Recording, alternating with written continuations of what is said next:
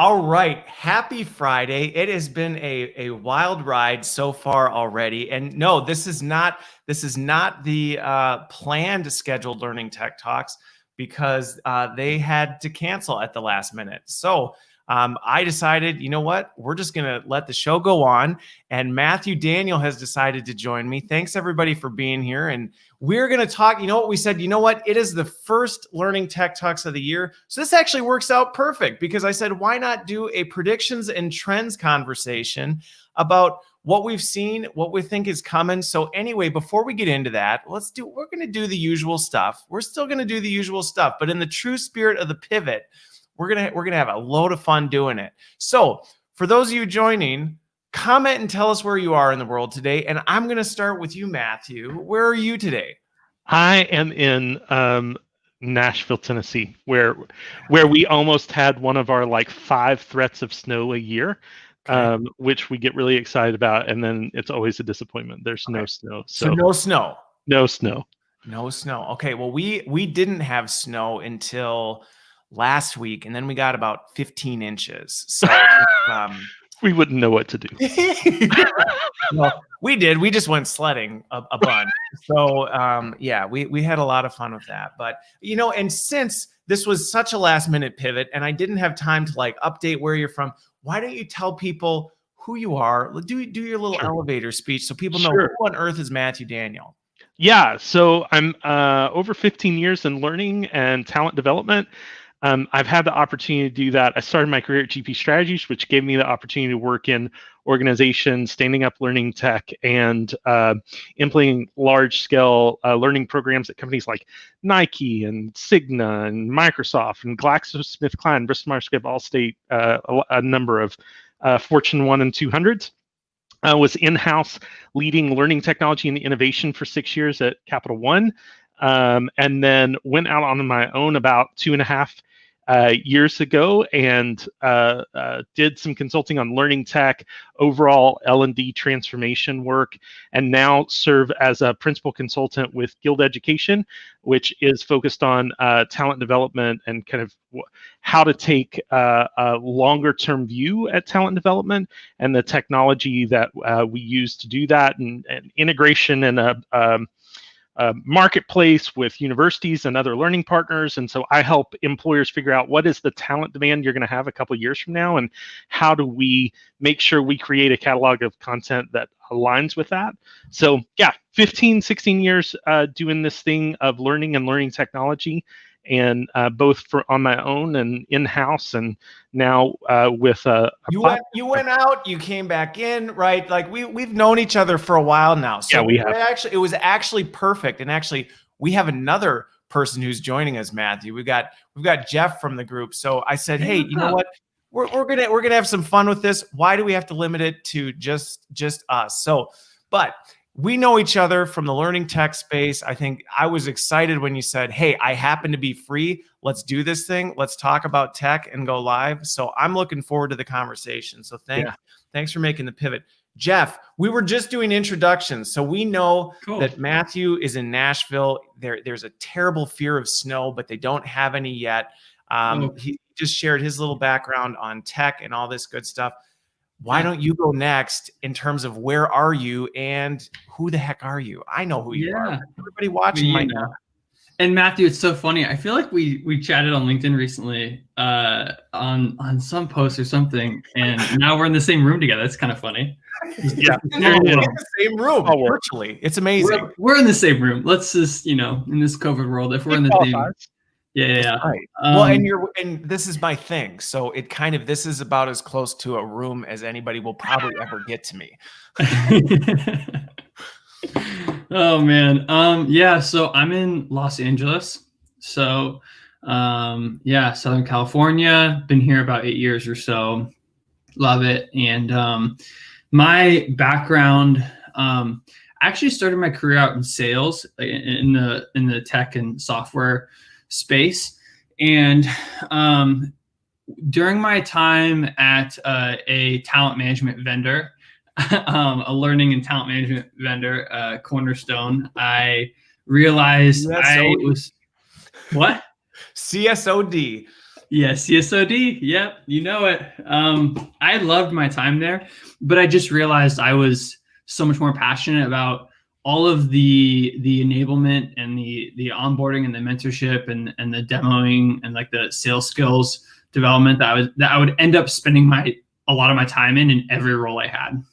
And then I was working with L&D people every day, and I was like, this is what cool people. We are pretty cool people. We're pretty cool. I think so. And so, over a span of time, I just eventually made the switch over to just more and more into. I started like supporting some L&D programs at Cornerstone, and networked a bunch, probably over like a 6 to 8 month period. Found out what niche of L&D I wanted to first tap into, and then eventually made the switch. And because of my background in software and tech and at Cornerstone, I naturally, in all my L&D roles, have geared towards supporting the learning management systems, our learning tech stack, editing and authoring, all that fun stuff. And now I'm at Snapchat and helping build out their global onboarding programs for their sales org, as well as like a bunch of other stuff. Like we just launched a digital adoption effort because I was super passionate about helping people learn how to use systems in the system itself, as well as a bunch of other fun things. So cool. And where you're in California, correct? Yeah, LA. Yeah. Okay. See, there we go. Yeah. It's kind of crazy out here right now, but we're just walked down to my apartment. I would imagine. Well, and for those of you who may just be joining or just catching up, we had today's originally planned guest canceled at the last minute. So I said, hey, I'm going to see who I can grab, who knows tech, who will get on and be willing to just pull an audible with me and start talking about our predictions and the trends we think that are coming in 2021. And Jeff and Matthew said, let's do this. So here we are. I'm looking forward to it. Let's do a super fast one though. I do have the icebreaker. I love doing the icebreaker. So, but we got to do it quick. So I'm going to land the plane if you keep going too long. That's going to be my one rule. So the icebreaker question, and for locate right, I'm in Waukesha. I said it. It's snowing. We got lots of snow. It's cold here. I think I say it enough so people know where I am. But the icebreaker question today, all right? What is, and do it quickly, what is something you're looking forward to? We're talking about predictions and trends for 2021. What is something you're looking forward to in 2021? Let's reverse the order. Jeff, you're up first. Is this just in life or in learning tech? You know what? I'm going to give you flexibility. You're asking follow-up questions. This is just, it's a pivot episode. So I'm pivoting. You decide. Yeah. You know what? I'm looking forward to at some point, I have a new baby, being able to like actually be around other families and humans in some consistent manner. Yeah. Okay. All right. Yes, that's right. Yeah. Jeff is a new father, so I'm sure having other parents and families to hang out with. All right. Well, assuming there's no more mutations and new strains. Yeah, I mean, I know it's a long shot, but maybe you'll get that gift in 2021. How about you, Matthew? What are you looking forward to in 2021? Yeah, I'm looking forward to what I hope is another mostly year of being at home. I've spent the entirety of my career on the road, so I counted recently. I tucked my kid into bed like almost 280 nights back to back. It's the best thing ever. And so that's great, but also I do hope like one in-person conference in the fall. If we can get there. I've missed seeing my people face to face. Doing those conferences for years, you get to know people, you miss them. Okay. All right. Well, so I will answer this one. For me, life hasn't really changed much. So, I've got the 5 little ones, so I see them all the time anyway. I don't go anywhere. This is about as close to anybody ever gets to me, which is fine. So my thing I'm looking forward to, for those of you who maybe didn't see the post, I submitted my resignation from GE on Monday this week. So I am done. I am done with GE. I think I've started to socialize a little bit. I'm not going to disclose all the details. But a lot of people thought I was going to be going and doing Learning Sharks full time, which was actually my plan. And just like this episode, in the 11th hour, I pivoted and am moving into a chief learning officer role here in the near future. So I'll share all those details. So I'm looking forward to it. Thought one more stop on the corporate train. I'm going to do some serious stuff, have a lot of fun along the way. So I'm looking forward to that in 2021. Congrats again. Yeah. What's that? I said congrats again. Yeah, well, I feel like I actually posted about this yesterday. I feel like so often we're so focused on thinking of like, well, what are our new plans and goals? And we set new stuff. And how frequently do we actually look at what we're doing and look at what actually should we be shifting? What should we be pivoting? Maybe there's things that we have set our sights on that we actually need to move. And so that's what I had to do. So anyway, enough of that. This is a long icebreaker, but hey, why not? So I don't have a nice clean format for how we're going to talk about our predictions and trends. Jeff just went banana yellow, so I'm not sure. There he is. You're messing with your snap filter. I was just messing with my snap camera to see if it worked, but it didn't. It's okay. Yoda's coming out soon, I think. Oh, I tried, but so I don't have necessarily a super clean format. And for those of you who are watching, I would also love you to feel like you're part of this conversation. So if there's some things that you're asking, we've got some really smart people. Not me, the other two who are here are going to have some really great insights into this. And I think we're going to have a great discussion. But the whole goal of this show is to add as much value for you as possible. So if you're watching and listening and going, I'm curious, what do you think about some of this stuff? Ask. Feel free to ask because I think there is a lot of stuff happening over the last 12 months. I've seen some major shifts. So I'm just curious out of the gate, are there any burning ones that either of you have seen that you go, let me ask you this. Is there one that you didn't expect that you think is all of a sudden kind of creeping into 2021 that you go, I actually was not anticipating this coming as quickly as it did, but it's actually coming quick? You can noodle on that for a second. Mm-hmm. While you're thinking, I'll start with this. This will be a jumping off point. I had a conversation recently and I actually in my tech trends summary of 12 months back in October when I did that, one of the actual opportunities that I pointed out that I still had not seen a lot of tech players getting into. We're collecting a ton of data. The systems are collecting data in different ways. We're getting more meaningful data. I'm excited about that. One of the things, though, that I still see as an opportunity that I thought was going to take a little bit longer was technology that's actually making actionable insights and actually serving you up with actionable insights based on that data. Not necessarily taking action, but saying, hey, our tech is actually now looking at all these trends, looking at all this stuff, and then coming to you saying, have you thought about this? Here's an opportunity that we're seeing, or things like that. And I actually had a recent conversation. I won't spoil it because we're planning to have a show dedicated to just this. But I was talking with somebody yesterday, and their tech is 100% focused on workforce planning based on skill profiling. And what it's doing is looking at the skill profile of your organization, capturing multiple data points from your HRIS, from your learning tech stack, from your business systems. And it's actually analyzing that and then generating insights to help you better predict how to mobilize your workforce and what skill opportunities that you have. I think there's a lot of stuff out there that's, if you did the work and you have a data scientist or you are a data scientist and you sit and go through it yourself, you can. But now I'm actually seeing this creep up pretty quickly in terms of the tech's actually going to be feeding us some of this stuff and saying, which I didn't think that was going to happen in 2021 yet. I was pleasantly surprised, but I got to say that was one that caught me off guard.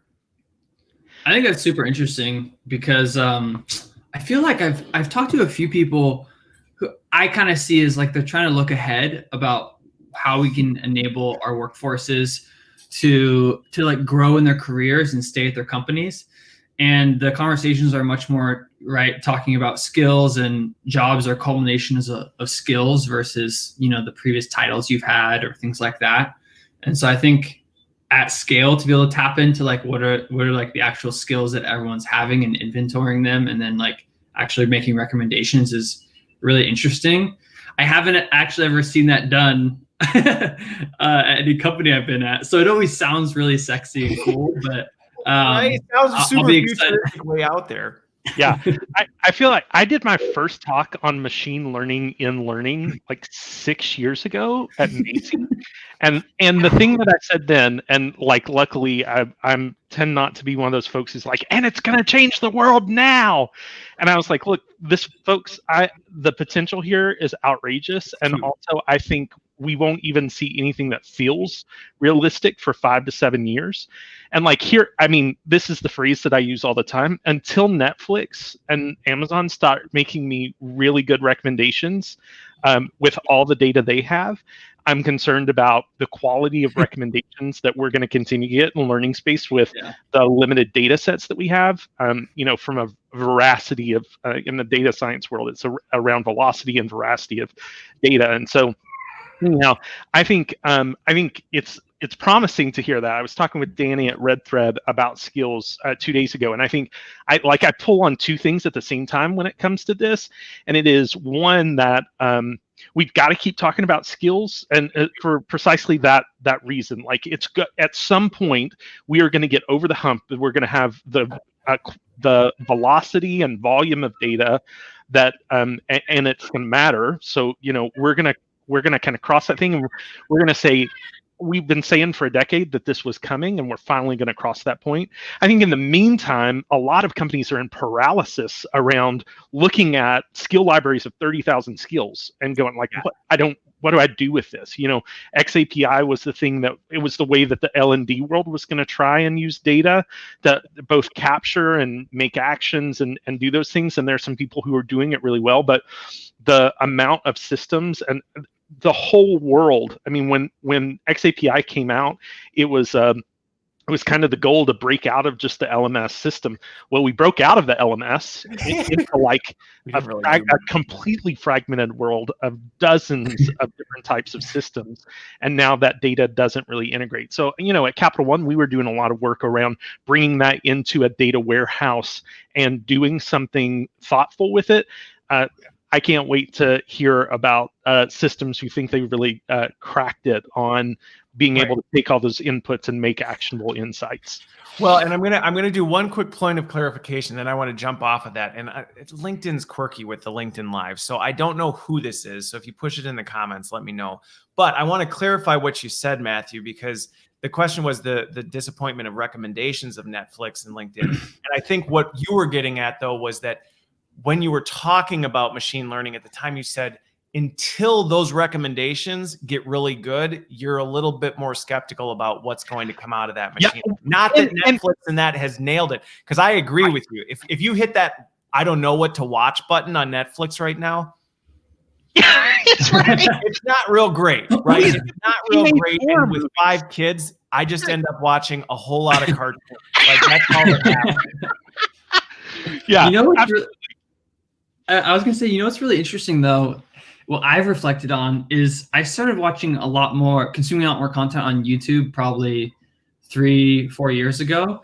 And that's actually become it kind of becomes an echo chamber in some ways, which isn't great either, really quickly. But it has gotten to know what I like to watch. But it's because I watch so many pieces. I watch a lot of pieces of content, right? That like Netflix, you watch a 30-minute or an hour-long show. Well, on YouTube, I may watch like 3 or 4 pieces, and it's like collecting a lot more data. So volume of data, a lot more data. It's like the volume, and like if you think about learning content, how many times are people going to go in to consume a piece of learning that's going to like give the system a piece of data?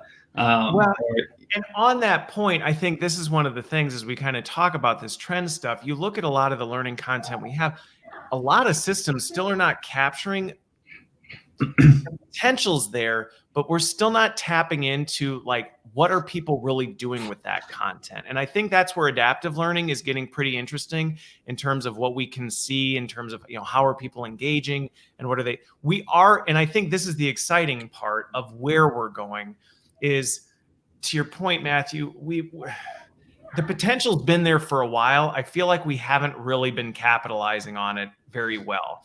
And that's one of the questions that came in is, do we really even have the right skills data to throw AI at it? And I would say historically, we really haven't. Like if we were to try and throw a machine learning algorithm at this thing, it's not going to do a very good job because the data is incomplete. It's not really pulling things. It's capturing one viewpoint. Now, I do think, though, I have seen, going back to another trend, I've actually seen a lot more stuff coming about that I think are doing a better job of assessing actual skills. And I think the growth of simulations has tremendously done this. We can actually see what people are doing. The advancements in natural language processing has been tremendous in giving us, more data and insights into how do people actually communicate, or how do they write, or what are some of the things that are happening, so that we can actually start to look at this stuff. And I think as we continue to connect more of our systems to the business systems, I was just on a call the other day, right? I was just on a call the other day where I was saying, if you can tap into more of your business systems to see what work is actually happening and what are people doing, you're going to be able to see the hidden communication channels that are happening. You're going to be able to see who's actually doing the work and what are they doing and who are people leaning on to do this, to start gathering a much more, what I call the skill thumbprint, right? The skill thumbprint of somebody, and go, it's not just what videos did they watch in the LXP or the LMS, or what e-learning did they complete, but what are they doing on a day-to-day basis? What type of sims are they completing? Where are they really skilled? Who looks up to them? That kind of stuff. And that to me is exciting. I still think we've got some time. Yeah. We've got some time to get there. Yeah, I actually, this year has been a year of me leaning really hard into skills data, MZ, Burning Glass data, what's the source of it, looking through the libraries on some of the LXPs, I'll leave names out, but looking at some of the major HCMs and some of the LXPs, and where do they get their skills from? A lot of them are sourcing them from places like MZ and Burning Glass. And so spent some time with the team at MZ. Tell me about those skills. Like, where do those skills come from? And those skills are largely, the initial set came from job descriptions. Like, nobody said this is a skill. It was a word in a job description. Now, they're doing a ton of work right now that's really impressive around like data validation through going in LinkedIn and different places to make sure that that's there, and then skill clustering that's doing some data validation there as well. But I think ultimately, job descriptions are like results of like comp and ben saying what can go, compensation and benefits, and what can go in a job description, and how we keep it as similar across the board as we can. And so I think we have this just complete mismatch in language that's happening in all these different places. And even though a lot of the learning tech providers out there who are talking about skills, they don't have their own unique skills library. They're reusing it from other places and putting a spin on it. So I think we've got some work also to do just on consistency to make this work. Well, and I think to your point, I'm going to jump on that because that's the style of the show anyway, right? And I think that universal language for skills, I think, is probably, if we want to talk opportunities, to me, this is one of the biggest opportunities for organizations, is to say, how are we, and maybe a tech company can help with some of this stuff. I think, LinkedIn has done some good work to try and help standardize this, because without a standard language, if you really think about it, you could compare it to actual spoken language. If you put a bunch of people together that don't speak the same language, it's almost impossible to start to sort and figure out, like, okay, what's actually going on here? And I think that's largely the big problem we have with skills right now, is even within a business, each function has their own sets of skills. And so it's hard to know what maps to what, and you're good at this, and these are different. And no, actually they're not. They're actually exactly the same. For any of your folks out there, it's called the Open Skills Network, and MZ is a part of it, but there are a ton of providers and workplaces and universities that are getting behind this thing, where they're using this thing called the rich skill descriptor in RSD to actually put context around skills and like bring it in proximity, so that in hopes, the whole point of it being open skill network is that we land with something more consistent across the board. And it's been really exciting to be a part of that this year and helping to shape what I hope becomes a more standardized point of skills. But like, can I just like pivot this conversation just a little bit and say, I think that the reason, come on, let me. Hey, it's the fear of the pivot. That was the whole show. The Matthew Daniel Learning Tech Talk show. No. Yeah, because I think 2021, one of the things we're going to be talking about, there was a lot of talk about equity in the system, about diversity, equity, and inclusion in 2020. Yep. I think it was a lot of ideas.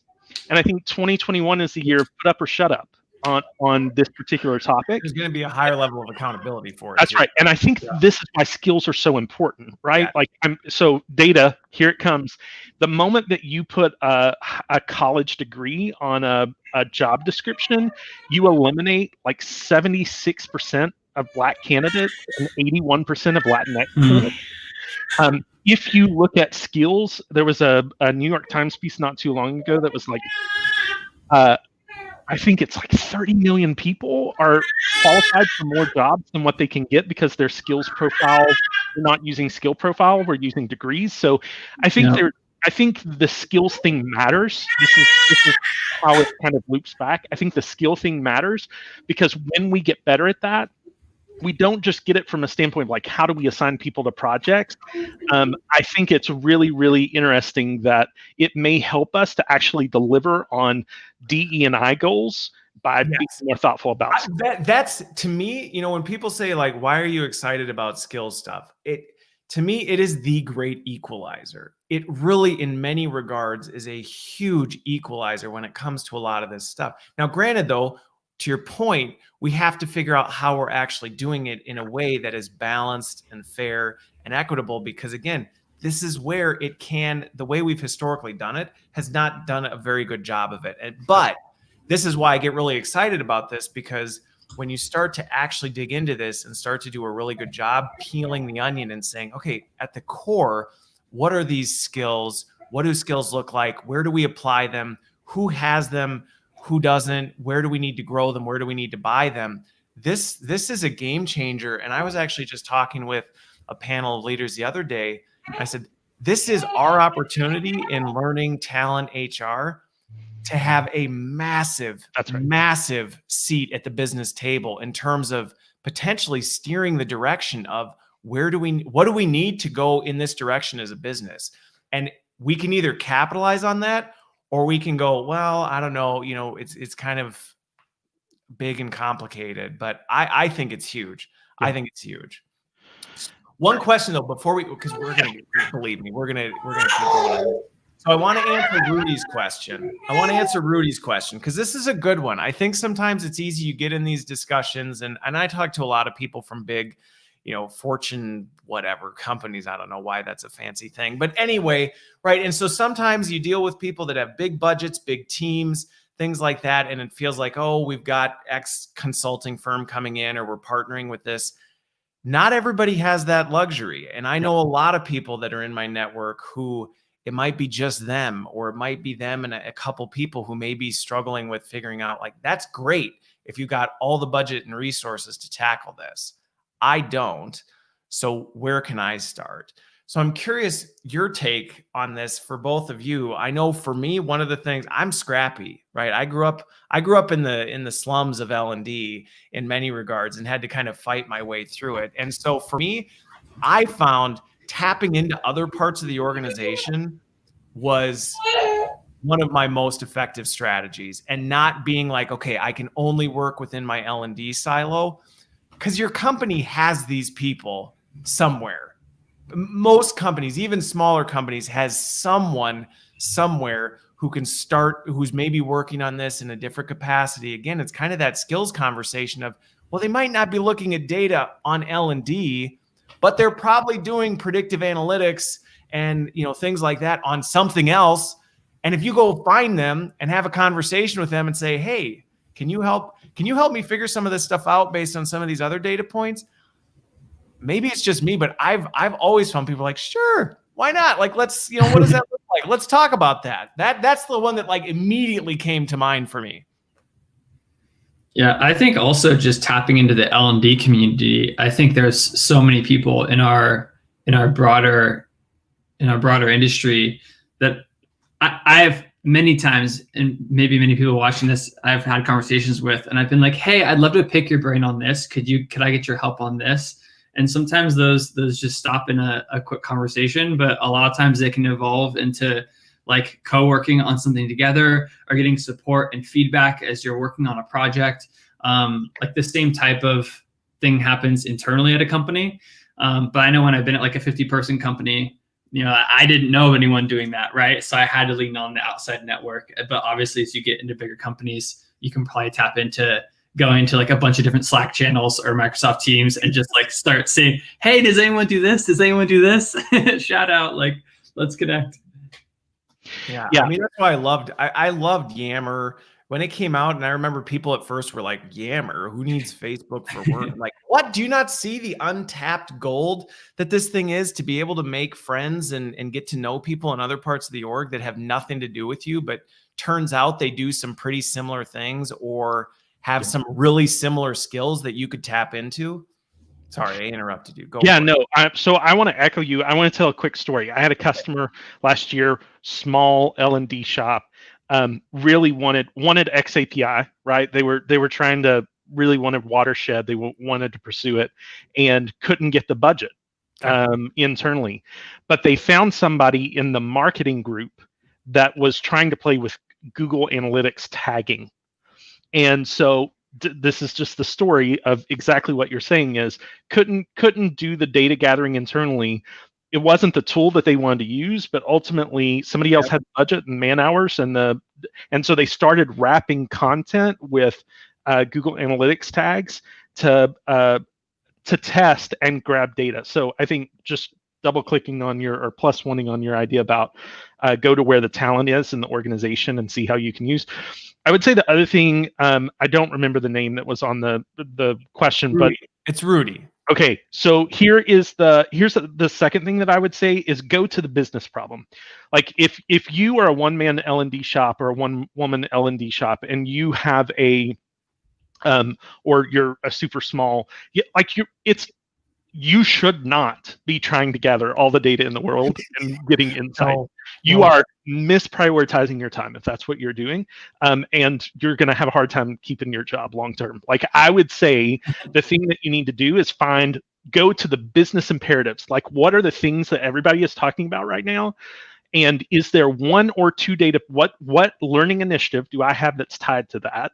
And for that one initiative, what are like 5 data points that if I brought those into a leadership meeting would blow somebody's hair back, like, and ultimately potentially get me more lack of hair back. Yeah. Okay. Hey, look, some of us are getting old. Okay. So and potentially get me more funding, because here's what I've found: when you show up with insights or you show up with something that's astounding, people find a way to find money in the budget to expand. Yeah, it happens. So go to where the business is. Either go to where the talent is and tap into it in whatever department it exists, or go to the business priority and gather just enough data to help you make a big, compelling business case and gather insights that helps you iterate on your solution, and you should be able to win.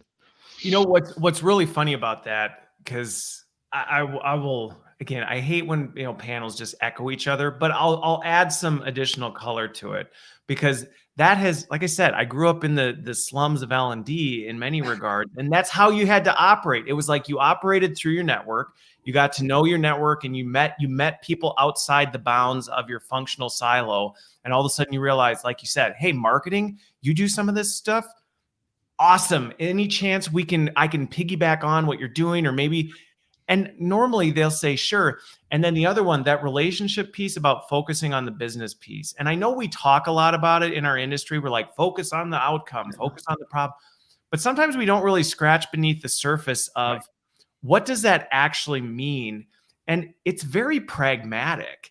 It's very pragmatic. Some of the best strategies I've had that have ended up getting me like blank checks written to me going, just go for it, is because I was having those conversations, like you said, just saying, what is it that's really keeping you up, or what are the things, what's going on in your business that's just killing you, and just listening intently to some of that stuff. Now, in parallel, this is the part that I would say has been extremely helpful for me in this is it's similar to why I do Learning Tech Talks. It's why I spend so much time talking to other people outside my org, talking to vendors. I compare the vendor practitioner conversation to a middle school dance sometimes. And it needs to stop, right? We're sitting on opposite sides of the gym looking at each other going like, that's right. I don't know. You can talk to them, have these conversations. And I did that all the time so that when those business conversations came up and you heard the things, you were listening and you went, boom, I know what that problem is. I think I can fix that. I think I might know a way that I might be able to get that for you. And they would say, tell me about that. How might we do that? And you start small. You don't go out and buy some $2.8 million system to do it. You say, hey, well, let's do an experiment. Let's do an experiment and see if we can find one of these things. Let's see if we can do this. Yeah. And all of a sudden you do it and they go, can we do more than that? And because you've been doing all this stuff in the background, you're like, well, let me tell you, I think we can. And maybe we could do it with this. And pretty soon that momentum builds. People start finding money in places they didn't know exist. Newsflash, if you have one person on your team or 300 people on your team, you always want more.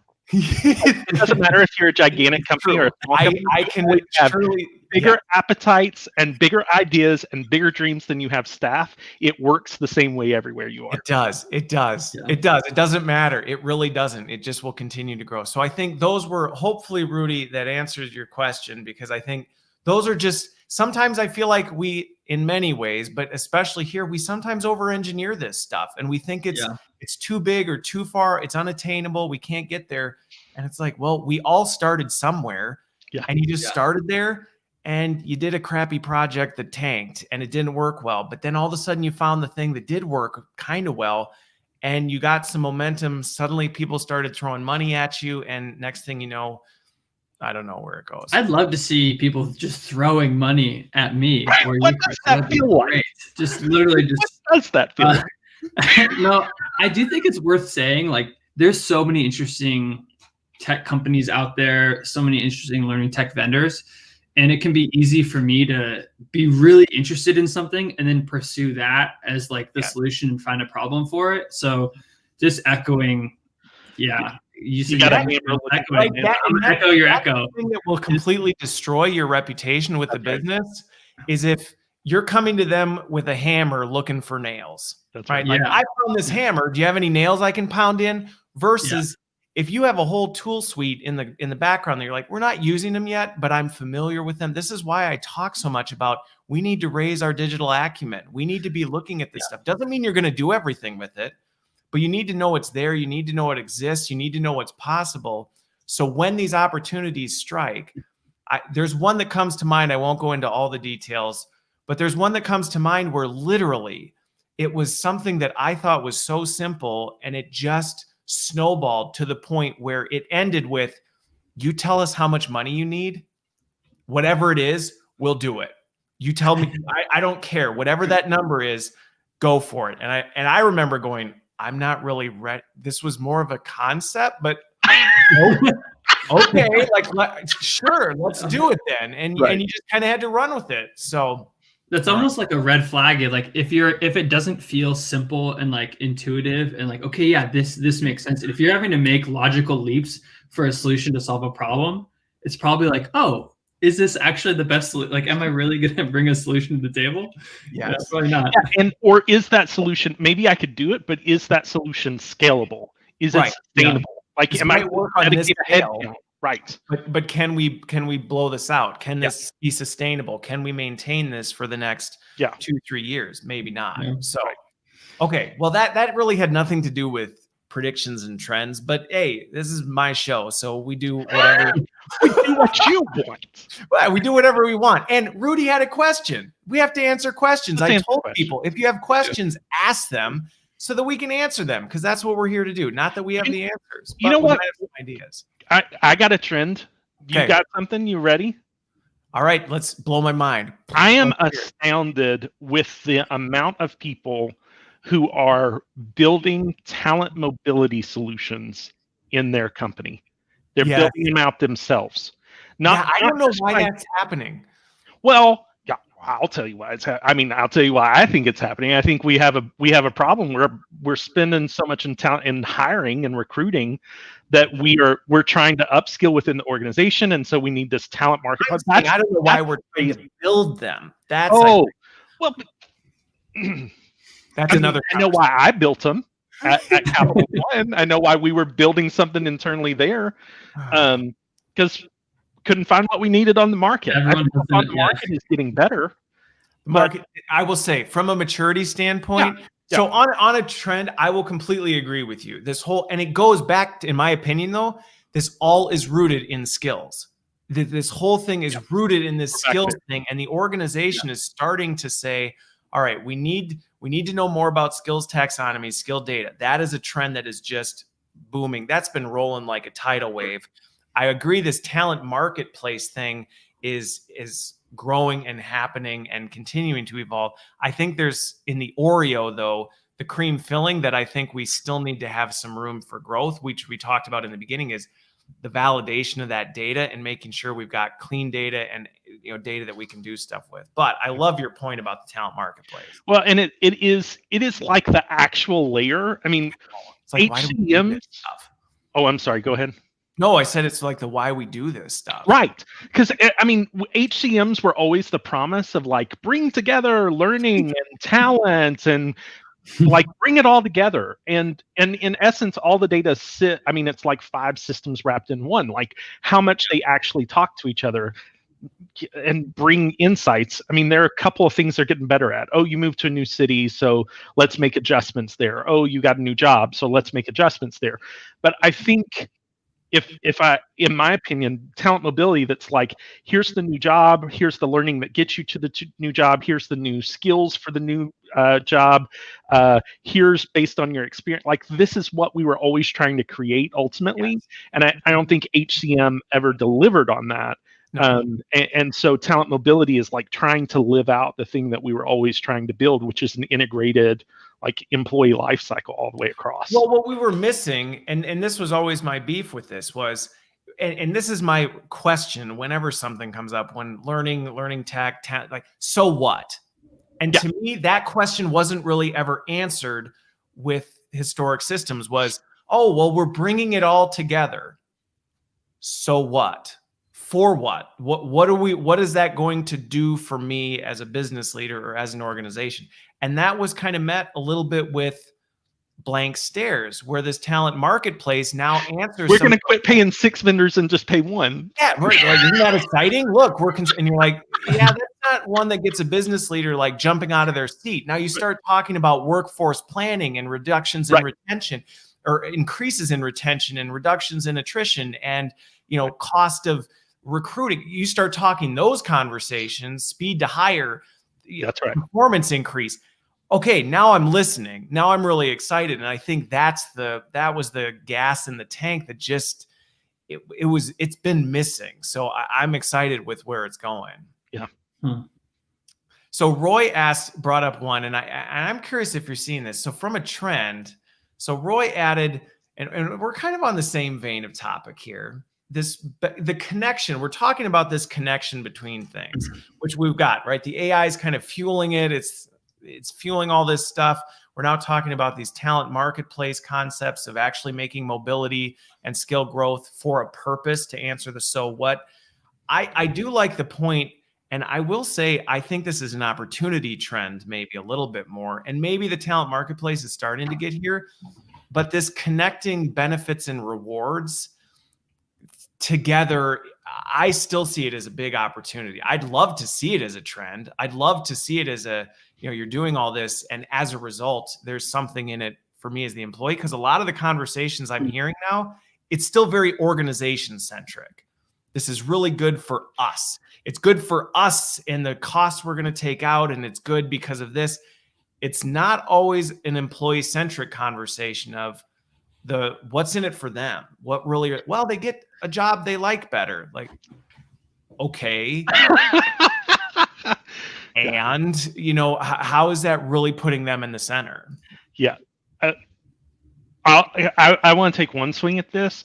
I'm working on a piece at the moment, and I think this is the way I'm thinking about it right now. Anyway, part of my job is to sit around and think, if I'm honest, and so this is one of the things that I'm sitting around and thinking about, is that we have taken L&D is like so performance oriented that the measure of success is just business outcome.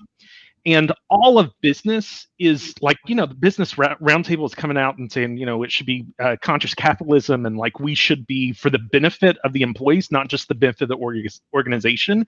And so I think the other measure of success that we're going to see increasingly so is talent mobility.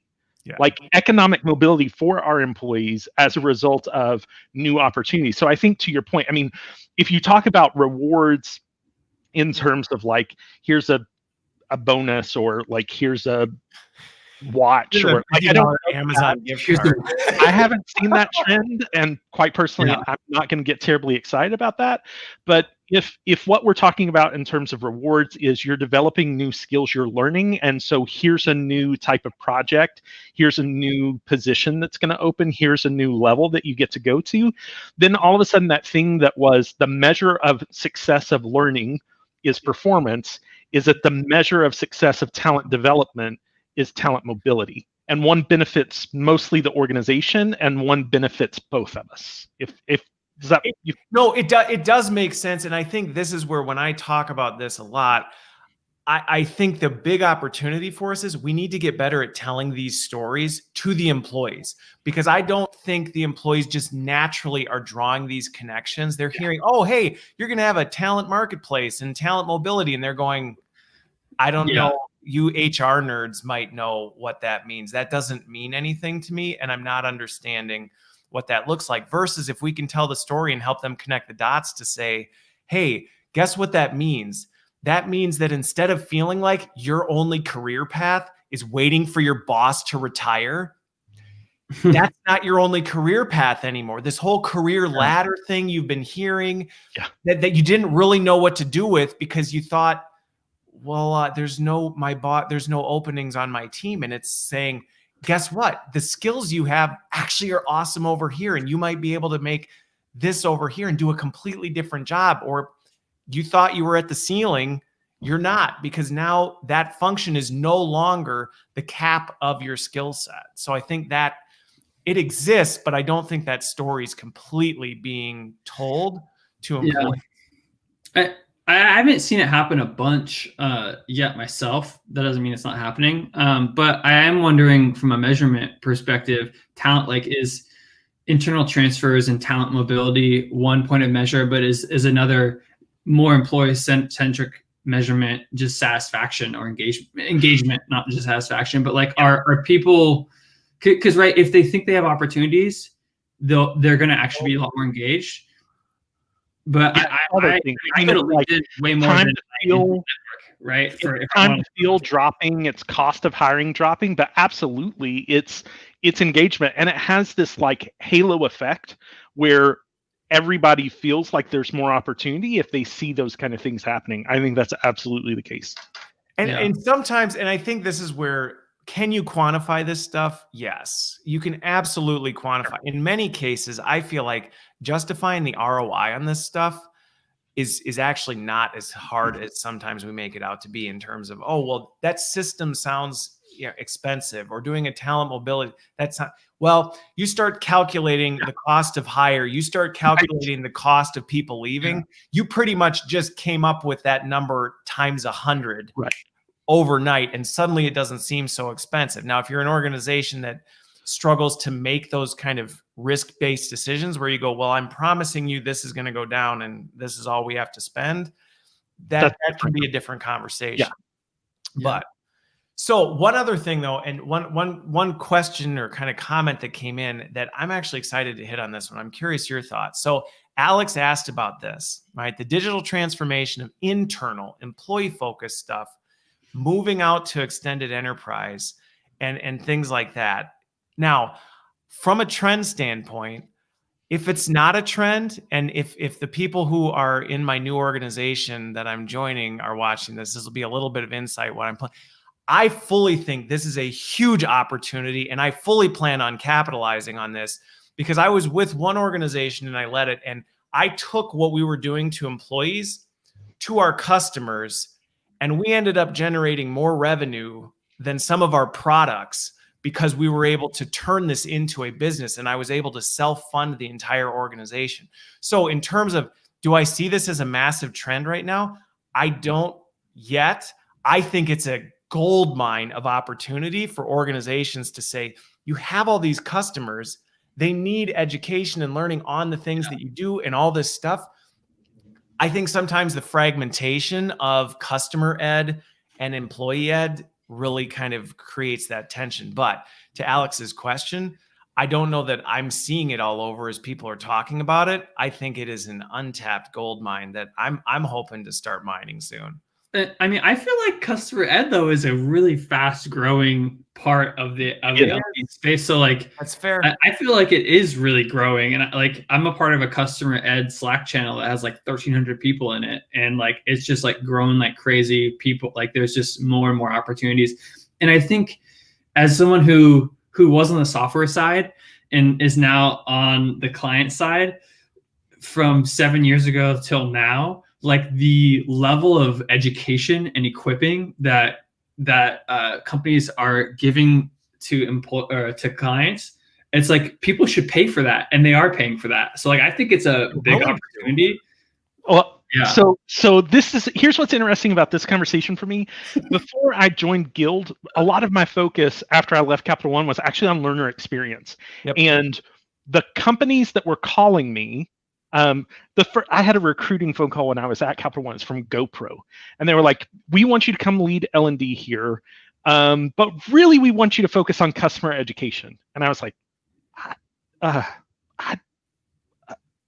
yeah, I don't know how to do that. Like, it was really quickly apparent that I did not have the skills for that job, right? Okay. Like, okay, thanks. Missed that opportunity, GoPro. I'm sure that would have been a really interesting time in my career. But that turned on in me. We started changing inside Capital One. We started focusing on UX all over the place. And it turns out that most companies, forgive me, we create really crappy experiences for learning because we have like the single worst invention that ever existed in the learning space is the due date, because it gave us the ability to create really terrible experiences, but force people through it. Right. Yep. And like, that's what we do at scale. And so the phone calls that I was getting in, my skill set changed at Capital One after that phone call. But then all of the consulting conversations that I ended up having at post that time were all companies who the L&D function had some responsibility for both internal and external L&D. And they were like, I mean, you could help us with internal, but oh my God, we know that we have to create a stellar experience for external or they're not going to show up. So we're competing on like a consumer grade experience externally, and like internally we're like, and we'll it gets the job done and we can force people through it. We'll just give you another due date at the end of the another due date. And that's your point, Jeff. I think you brought up a really good point, Jeff, which is there are definitely organizations, and I will say customer ed, I am seeing that as a trend with companies that are going, we should invest in this. I think the opportunity is for people in our field, one, to kind of expand their skill set to say, hey, maybe we could think about this. And honestly, having done it a couple times, it's a huge opportunity to bring those things together to say, rather than having customer experience and employee experience as these two disparate things completely disconnected, let's bring that together as a central strategy. And one, let's treat our employees like our customers, like we care about them, like they matter, and that we can't do anything without them. Let's do the same for our employees, but we can then, again, unify our tech and our strategy around that to say, let's maximize this. It also, I can just say, can put us in a position where we're a P&L responsible organization that gives us more credibility, more capability to do things, because now we're not an expense. We're generating money thrown at you, right? Money for our organization. Was that it? It was customer education where they were throwing money at you, wasn't it? It was not. It was not actually surprising. Although the customer ed thing, they did do that as well. I think a lot of the challengers in the learning tech space, specifically in like LMSs, have actually come from one of two things over the past couple of years. They are either sales focused LMSs, right? And they have made their, like, they sell around L&D by just going directly to the sales organization, who can really clearly see they move product if they have good, experiences and people complete the training. And the second one is from customer L&D. And they've kind of lived as separate systems, and you have big players in the market trying to build out better extended enterprise offerings so that they can, I have two bills to two different vendors. Let's just have one that's 1.5 times instead of two. Yep. And so I see a lot of that activity, but I think a lot of the challengers over the past couple of years who have driven innovation, especially in learning management over the past couple of years, have really come from either sales enablement focused experiences or customer education. And I think that's why it's a huge opportunity for us, because the risk, and this is where I sometimes see this go south, is because of that, they don't necessarily have the L&D background in terms of understanding the psychology, that whole component. And so they're just operating purely from a product UX standpoint. And this is where I say it's an opportunity for us to say, hey, why don't we bring this together so that we get the best of both worlds? We've got this customer centricity. We've got this whole kind of revenue focused product life cycle type thing. And let's combine it with this whole L&D development. How are we thinking about it that way so that we're actually crafting a better solution and everybody wins in that world? So there you go. There's our biggest tech. Because we're almost out of time. So we probably should wrap it before we get too far into anything, because I actually do have to jump to another meeting. But any other final closing thoughts with the 2 minutes that we have left, gentlemen? I've always got something to say, Christopher. Yeah, I think we're going to continue to see more fragmentation in the market as people develop specializations and more acquisitions. Like, I think we're going to keep. Okay, so there you go. I'll make that my question. Consolidation or fragmentation, and your bet's on fragmentation. My bet is on both. My bet is at the lower, more specialized end of the market, more fragmentation, and then I think on the higher end of the market, more acquisition. We've seen a lot of that activity in the past 12 months. Acquisition, but as more growth happens in sales enablement, like where I sit, and customer ed and things like that, I think those teams, as they grow, are going to drive more fragmentation, because we don't want to have to lean on super large one all systems versus a system that can really deliver. So I think the growth of those teams are going to drive more fragmentation, but it's totally a push and pull. Okay. So mine on this, and then we'll close. This has been so much fun. I'm with you, Matthew, where I think it's a both, but I think it's going to be in distinct areas. I think in certain areas we're going to see that consolidation, because we don't need another LMS, right? That whole basic functionality where we say, hey, like, I think we're going to see more of that get consumed up. But that specialization, I'm only seeing more and more niche categories of things where you go, this needs a came up with that, right? This needs a special thing. You can't expect Workday to add this functionality to its platform. It's just not going to. And if it did, it's going to be so far behind, it's never going to catch up. And I think that's where you are going to see this divergence, but with strategic kind of direction. Okay. Well, with that, this was an awesome pivot. This was an absolutely awesome pivot and an incredible way to start 2021. I'm so glad you're both in the Slack community, and I was able to say, hey, do you want to jump on a live stream right now? And you both said, let's do it, because this was great. Hopefully everybody watching got something out of this, found some value. And gentlemen, I truly appreciate it. Your insights and just your perspective on this has been fantastic. And I love just having these conversations. So thank you both for being here. Thanks for the time. And thanks, everybody. We'll see you next week. Yeah. Thanks, y'all.